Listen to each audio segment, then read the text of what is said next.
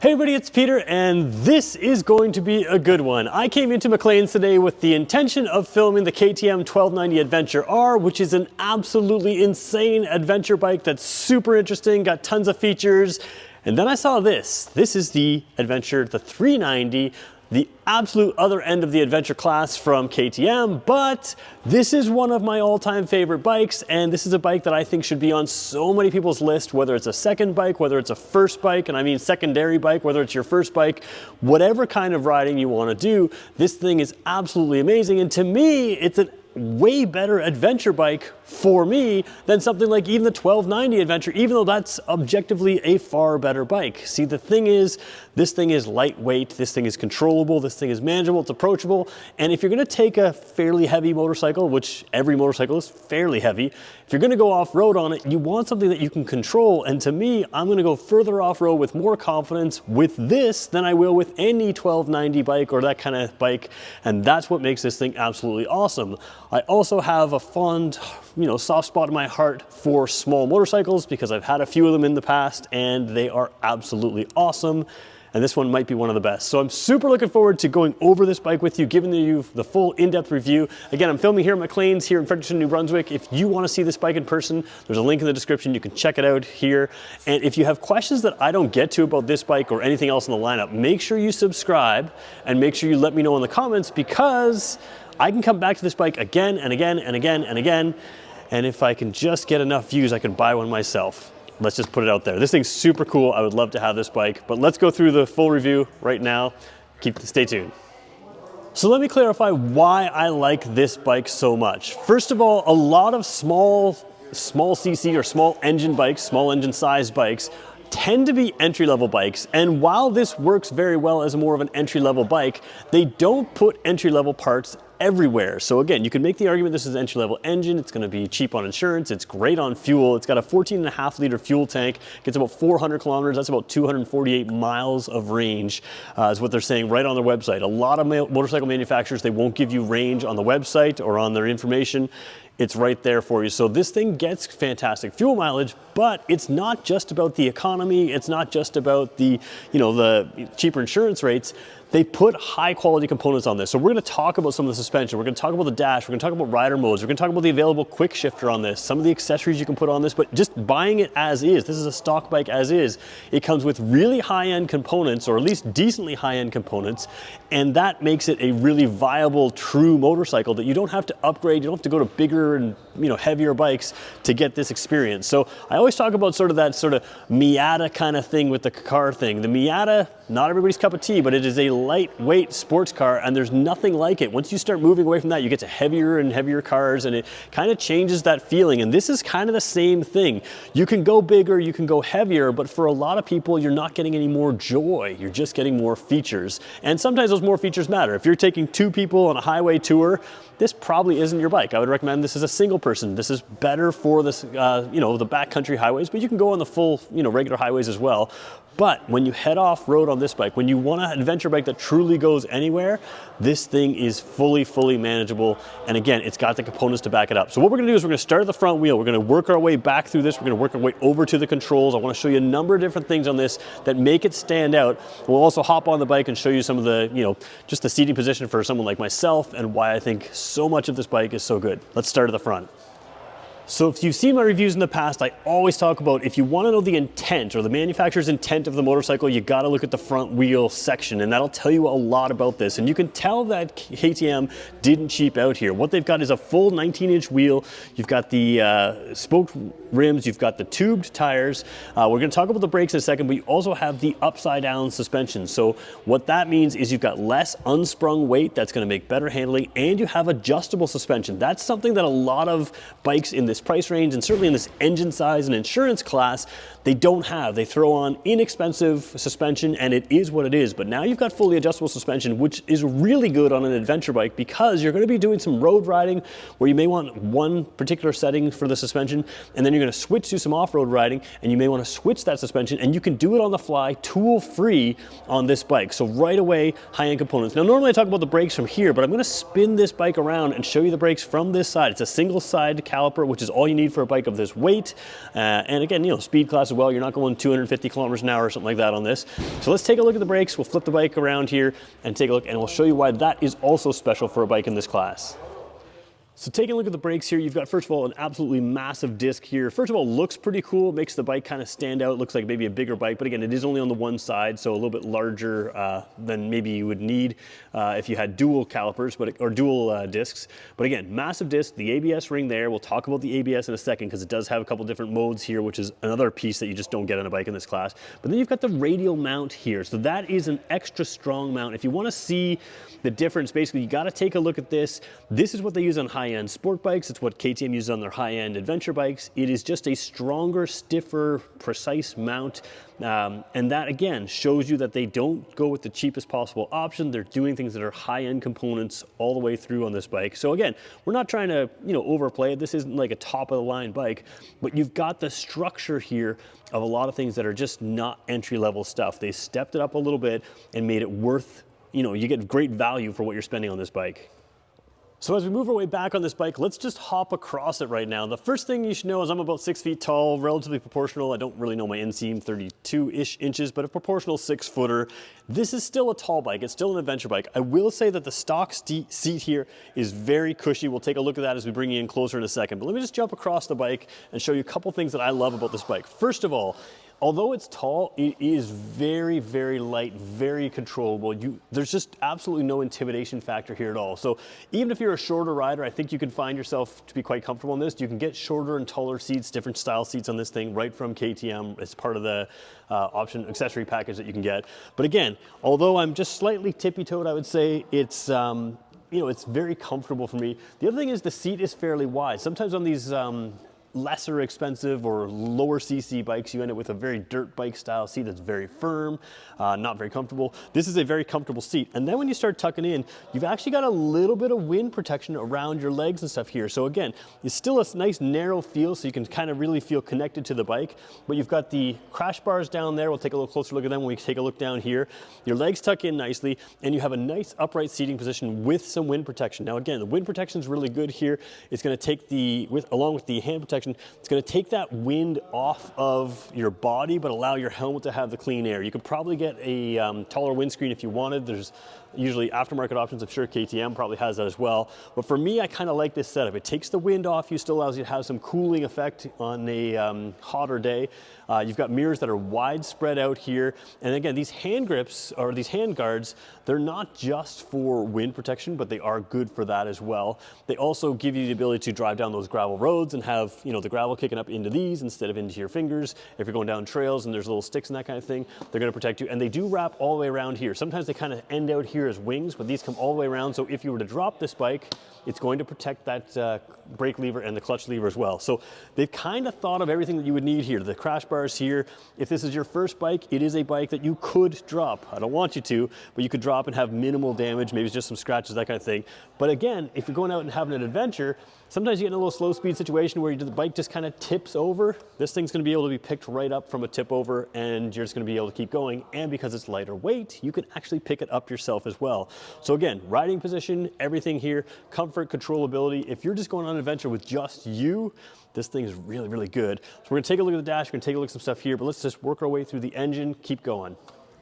So taking a look at the heart of this engine here, heart of the bike here, you're going to take a look at the engine. You're also going to look at some of the other components. Now this is a plastic guard down here. It's going to give you the protection that you need from stones, gravel, that kind of thing. However, if you want to upgrade that to a steel or a stronger thing, you can do that through KTM's accessories. These little crash bars here, right there, built into the bike, strong on the frame. Again, protecting that tank, protecting that bodywork. This gives you good aerodynamics around your legs, that kind of thing.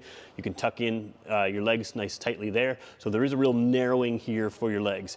This is a single cylinder engine. Now, most single cylinder engines are not that powerful. This one is actually very powerful for what it is. 373 cc, I think around 44 or so horsepower.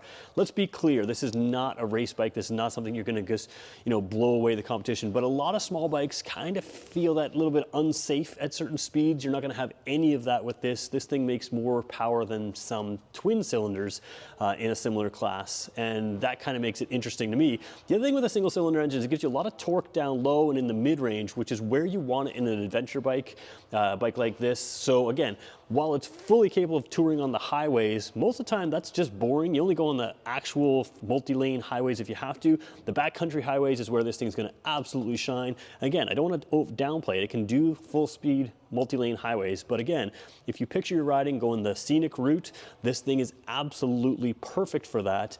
And then of course you get that low down torque that's going to be able to handle you whether you're off-road, going up hills, doing whatever you got to do. So again, nice little engine for this thing, not going to be a overly crazy powerhouse, but a good little package for you know, keeping you that lightweight, that nimbleness. Gives you a little bit of feel to it with that single cylinder. They can have vibration issues, but you've got that sort of taken care of here. Not really a big issue for a smaller single cylinder engine. Let's keep moving our way back. All right, so the front has a 19-inch wheel. You've got a 17-inch wheel here, and again, good width to it. Again, it doesn't look wimpy, but it's still not, you know, it's still maneuverable. So 130 width there, which is decent. That's gonna give you that maneuverability, that ability to move that light bike back and forth, give you that flickability that we talk about. You've got a small little, tiny little, about thumb width exhaust pipe over here, but you've got the, you know, nice little can there, sort of looks good. Again, quality brakes, ABS. We're gonna talk more about that ABS, so keep that in mind there. You do have a little threaded in area, so you can put this up on a stand and do some chain maintenance and that kind of thing. This is a 2-passenger bike. You can take a second passenger. Again, not something I recommend for doing a huge adventure on, but zipping around town, absolutely a very comfortable bike to take your second passenger on as well, take a second person as well. You can see the suspension in there, preload adjustment in there, so you've got some adjustability in there. And again, all of that weight, you can see it's really cleared out here. All that weight, just like a modern sport bike, is moved forward, which is going to give you great balance. This is also a bike you can stand on or sit on. The geometry is right for that. So really a lot of movement from the rider you can get, and that makes it better off-road.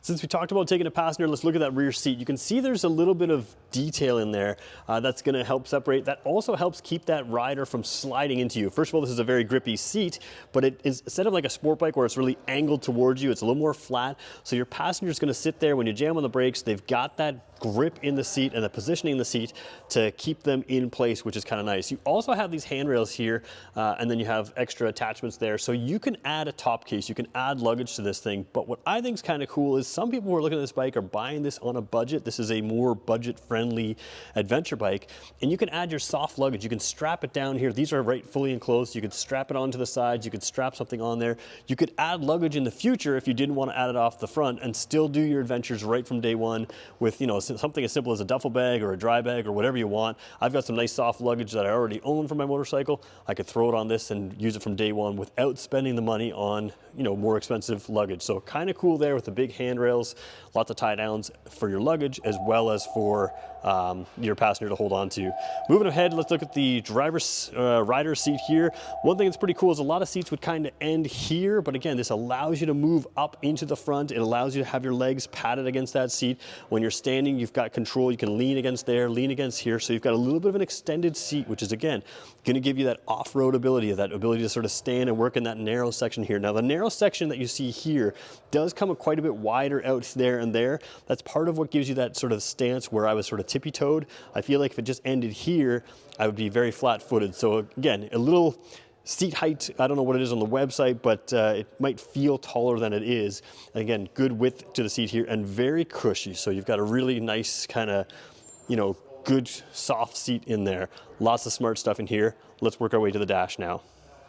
So I'm kind of giving you a busy shot because before we dig into this 5-inch TFT display, it's about 5 inches in here and much bigger over here. There's some warning lights around there. But before we turn it on and sort of it plays with the camera lighting, I want to show you a few other things you've got going on. First of all, you have the handlebar here, which is a true handlebar. You can mount things to this. If you want to mount your phone, you want to mount other things, you could do that. However, we're going to zoom in just a hair up right in the center of our screen right now and see if we can read that. There we go. Remove for GPS mount. You have a GPS you want to mount on here, you can do that. You can mount it right there. But when we talk about mounting phones and other things, we have to mention that this dash is capable of having your cell phone connected to it through an app, and it can give you your calls, your messages, your music. It can also give you turn-by-turn navigation through the display, so you don't necessarily have to mount a GPS, but you can if you want.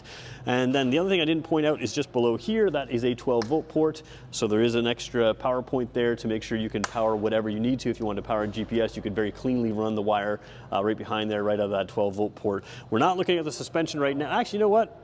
We got a pretty good shot at it like right now. Let's just try to move the camera back and try to take a look at the suspension in there. So one thing I love about KTM, they have a red and they have a white. White is for compression, red is for rebound. So red rebound, and it's just so you can see it right over there. Let's just zoom into that for a second here, and you can see that's what these look like. And they are very clicky, so I'm working at the wrong hand here, but you can very easily adjust that, see exactly where it is. What's cool about this is a lot of bikes make you make the adjustments with tools where you can do this on the fly, which is super handy in an adventure bike because you can get from the paved road to the off-road section, tweak it up, or maybe just head down the road and say, you know what, I need to tweak things, compression and rebound. You can do that right there. The red side, again, rebound, the white side, compression. So really nice stuff to have there. Let's move over to the controls over on the right side. We'll just keep doing this all in one shot, and then we're gonna work our way. I do wanna show you the levers before we go to the dash, turning it on.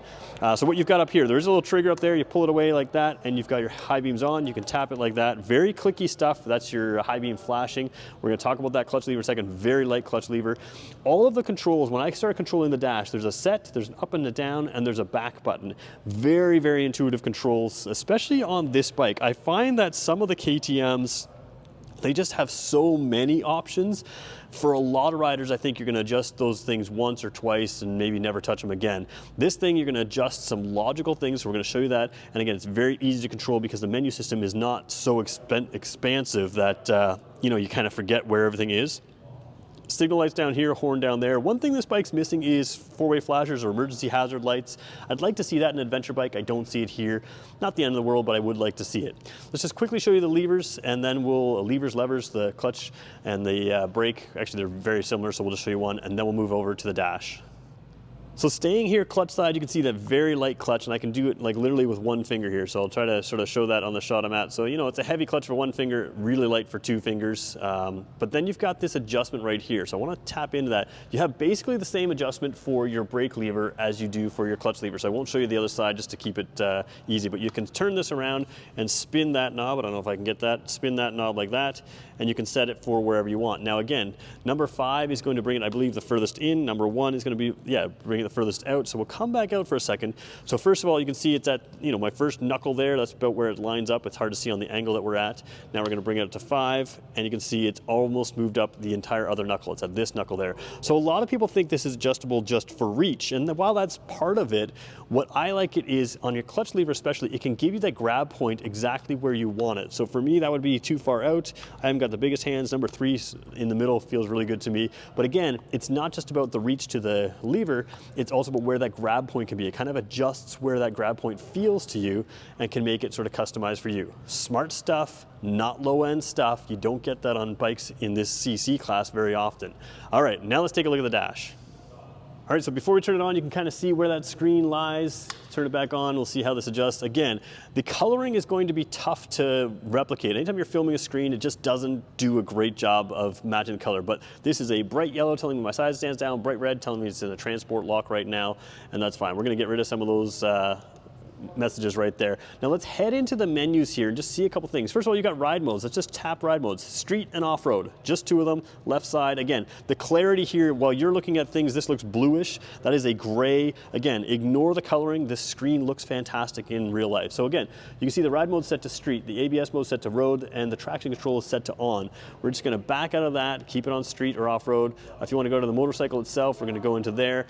ABS and traction control. Again, these can be set to off-road mode. So what that means is you can slip that rear wheel. You can allow the rear wheel in the off-road mode to slip both through throttle, and with the ABS, you can lock it up. So you can set it to the off-road mode, allow you to sort of dance that, let me just come back out, to dance that bike around with the rear wheel, whether under braking or whether under acceleration. So you can play with that as an on-road, off-road type thing, which is pretty cool in here. Then you got your trips and data, the KTM iRide, that's about the app. So again, a few other things we could show you in here.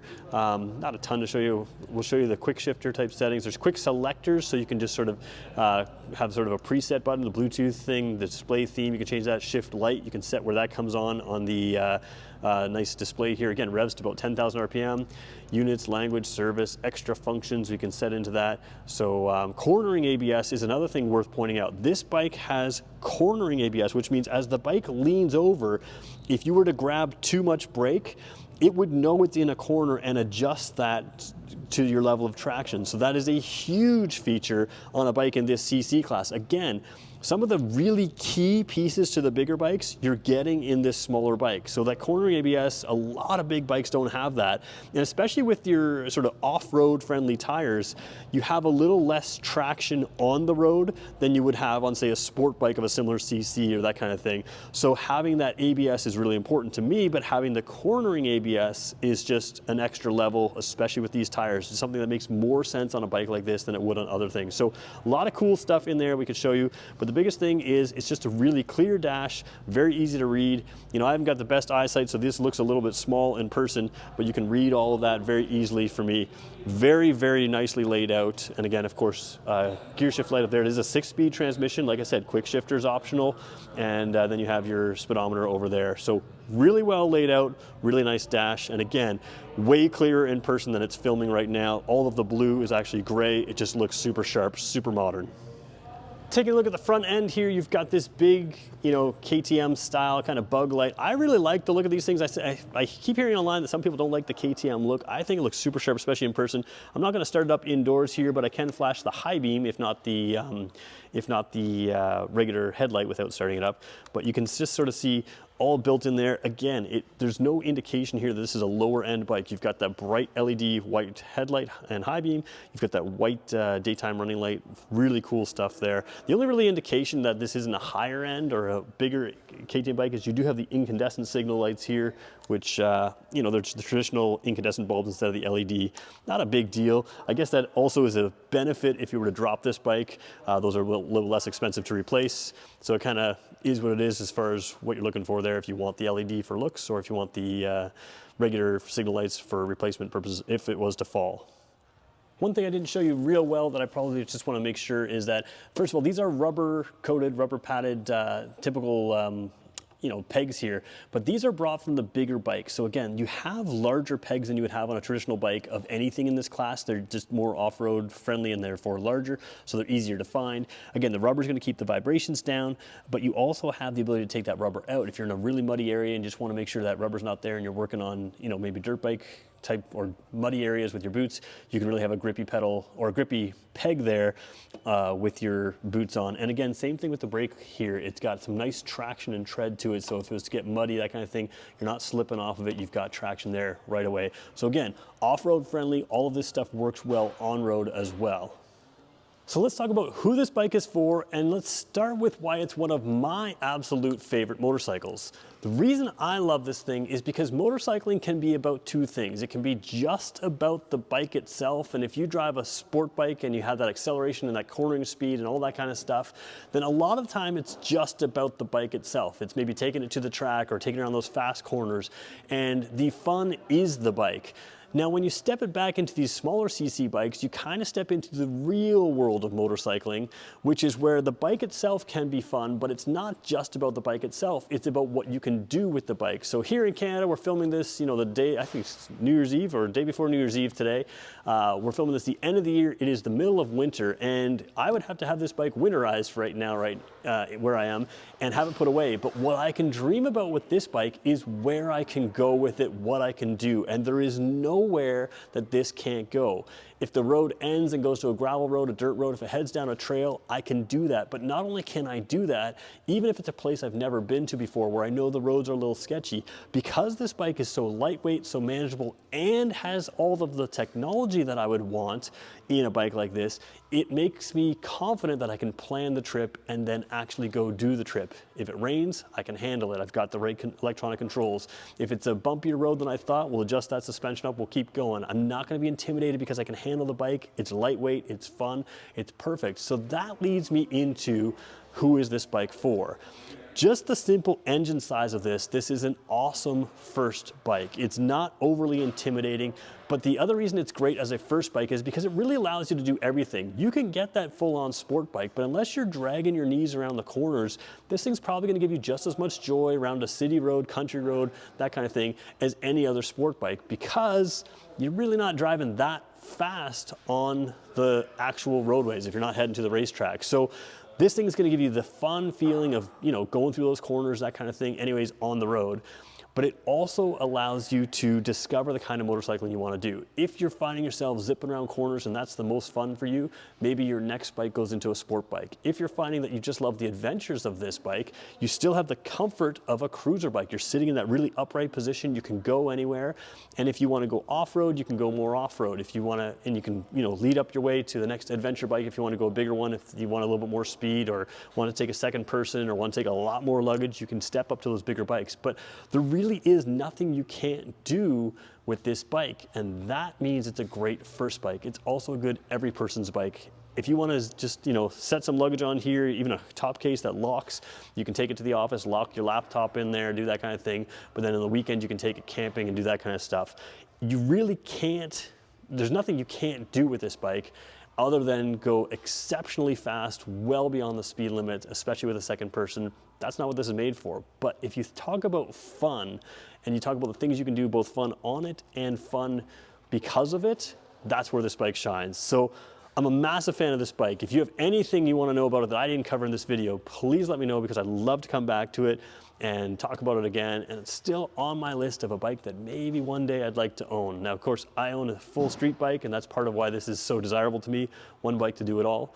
But yeah, there you go. This is the KTM 390 Adventure. Absolutely great bike. This happens to be a 2023 model. The 2024s will come in. I believe they are unchanged, and we'll continue to talk about them as they come in more and more. We're going to cover the entire lineup. So if you haven't subscribed yet and you made it this far in the video, do me a favor, hit subscribe. We'll catch you in the next one. And again, I want to thank McLean's for giving me complete access. If you're anywhere in New Brunswick, Fredericton, New Brunswick is where McLean's is at. They've got these. They're absolutely amazing. We'll talk to you in the next one.